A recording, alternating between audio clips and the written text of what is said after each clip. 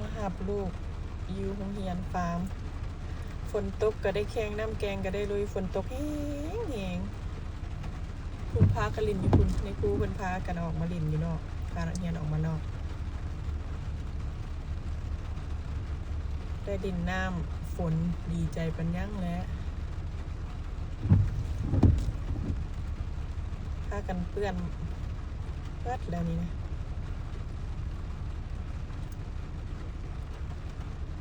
นี่ใส่น้อยอีหล่าเห็นอันน้องบ่ลูก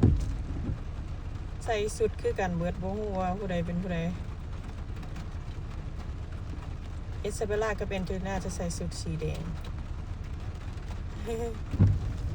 ซุ่มเข้ามาแต่ว่าบ่เคยเห็นบ่ได้เห็นหน้าลูกเพราะว่าเขาอันพากันใส่หมวกกันฝนนำสุดอันสีแดงนี่จะเป็นสุดกันฝนกันหิมะกันแบบว่าความเปื้อนความอย่างได้ประมาณหนึ่งเกือบว่า 100% นู่นแหละในครูให้พากันออกมาลิ่นน้ำทางนอกฝนตกแห้งมาที่นี่แต่ดิบโตนเนาะโอ้ยลูกเอ้ยครูเป็นยังไงเอาก็มืดเถอะนะ